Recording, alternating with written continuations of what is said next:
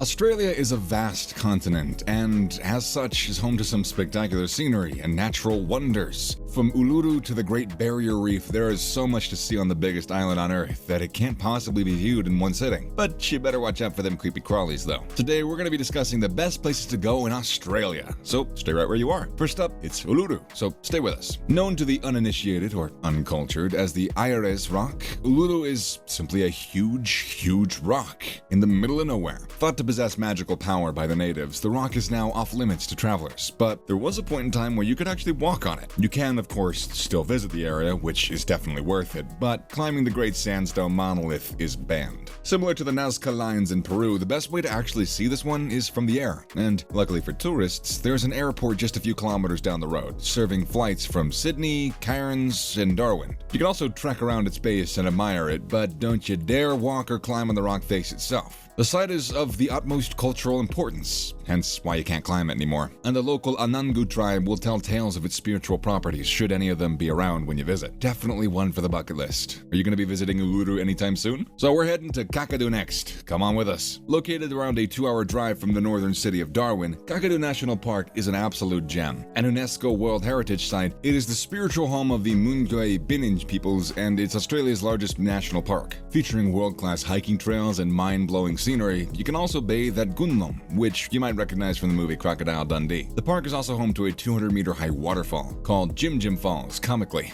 And there are more than 30 trails for you to get stuck into, so why not make a weekend of it and take your tent with you to camp out beneath the stars? Of course, be sure to double check where you pitch your tent, as the area is home to a ton of venomous snakes, from the northern brown to the northern death adder. And that's before we even get to the crocodiles. Have you guys been to Kakadu? How was it? Next up, we're off to Kangaroo Island. You might not be aware that Australia is home to more than 8,000 islands, most of them super tiny, but more than a few of them are habitable. And the third biggest in Australia is Kangaroo Island, given the name by Captain Matthew Flinders, who was commissioned to map the area by the British government. He and his men hunted small kangaroos to sustain themselves when they arrived, and the name just stuck. The island gets battered by winds that come hurling across the Great Australian Bight, but the conditions are part of its charm, and mean the likelihood of coming across anyone else during your stay, it's pretty small. It's a nature lover's paradise though. Stark, white beaches are the staple here, and thanks to the lack of humans, wildlife has thrived. There are caves all over the place, and the island is an explorer's dream. Also home to the aptly named Remarkable Rocks. The 500 million year old geological feature is a sight to behold. Are you going to be heading to Kangaroo Island if you get the chance? Grab your beach towel, we're off to Whitsundays. You would be forgiven for thinking you'd landed in the Caribbean or the Maldives, where you magically transported to Whitsundays. On Australia's beautiful Queensland coast, a day or so drives from Cairns, Whitsundays features miles of pristine, bright white sands. And it's actually a collection of more than 70 islands, and it's basically next door to some much more famous neighbor, the Great Barrier Reef. And if it's solitude you seek, then yeah, it's the right place for you. The islands are largely uninhabited, and as such, you can go for miles without seeing a single soul. And being located in one of the warmest places on Earth, it rarely drops below 25 degrees Celsius, landmarks such as Heart Reef are just begging to be explored by the intrepid traveler. So when are you booking your flight? Next up, it's Byron Bay, so stick around. Located on the easternmost tip of the Australian mainland, Byron Bay is a gem. Not far from the Brisbane and Gold Coast, the former hippie town features some of the best beaches and surfing in the entire country. And if it's a more social holiday you seek, this is probably the best place for you. During the summer, it's home to festivals, a ton of restaurants and eateries that will attract folk from all over the continent. Its days as a hippie retreat are largely gone, which some have said is a shame, and has been replaced with a much more eclectic type of visitor. A lively beach town nowadays, Byron Bay is definitely for the more sociable traveler. Have you ever been out to Byron Bay? Let us know how it was down below. We're heading out to Barossa Valley now, so stay with us. Do you fancy yourself as a bit of a wine expert? Well, we got you covered. Barossa Valley is home to some of the finest vineyards on planet Earth. So if it's a tipple you crave, you can't really do better than this place. And it's only a short drive from one of Australia's biggest and best cities, Adelaide. Featuring more than 150 wineries, it is home to some of the most luxurious reds in the world. But it's not just limited to the red variant though. You can get some pretty epic Chardonnay, Riesling, and Grenache on your trip here. And big Aussie companies such as Jacobs Creek are based right here in the valley, which gives you a bit more of an idea as to what you're talking about. Are you a wine fan? Give us your thoughts on Barossa Valley if you've been there. Next up, it's the Southern Highlands. G'day mate, you fancy a hike? The Southern Highlands feature some of the best hiking trails in South Wales, and it's probably most comparable to England's Lake District, thanks to its fine blend of picturesque scenery and quaint villages. So why not stop in on an old-style pub for a pint or two once you're done with your hike. However, if that's just not your thing, you can always explore Kangaroo Valley, as well as the massive Minamura rainforest while you're at it. And one of the best things about this place is its proximity to Sydney, Australia's business and cultural hub, so you can be there and back in the same day. It's pretty solid. Time to jump on the ferry, we're off to Tasmania. This one's for the traveler with a little more time on their hands, as the ferry takes around 10 hours from Victoria. Of course, you could fly if you wanted to, but the ferry allows you to just take in the vastness of the area, which we happen to much prefer. Australia's southernmost territory is massive, almost the same size as Ireland, but 40% of it has been preserved as a national park, which is great for wildlife lovers. The ex-prison colony has flourished thanks to a lack of people, and features some of the most spectacular scenery in the entirety of Australia. You only have to take a short drive from one of the state's cities, and you'll be in the most pristine nature that you've imagined. And the place offers a ton of activities for the more sporty traveler. From world-class biking and hiking to kayaking and canoeing, there's basically something for every type of adventurer out there. You can also sample some fantastic whiskey the state is home to. And why not visit the world-class art museum? The possibilities are just endless. Have you ever been to Tasmania? And finally, we're heading off to the Sapphire Coast. This hidden gem is one we were toying with including, and we didn't know if we should let the secret out, is basically it. Just 500 kilometers from Sydney, it's located on the southeast corner of New South Wales, closer again to Canberra. But it's not the easiest place to get into a country of pretty difficult places to get to. Mass tourism has largely neglected this one, which is fine by us, but the area is home to pristine nature, and if you make it to the coast, you'll be welcomed by the rugged beauty of Disaster Bay, close to the Victoria border. Seafood is the order of the day in this part of the world, but you might also be surprised to learn that there are some pretty insane cheeses that call this area home. Not to mention the world-class lamb and beef reared on the slopes of Pambula. Are you going to be checking this place out? We can't recommend it enough. And as always, thanks for stopping by today, and remember to join us next time when we discuss more fun bits and pieces. Also, don't forget to share today's video with any avid travelers you happen to know. Also, subscribe to our channel in the process. And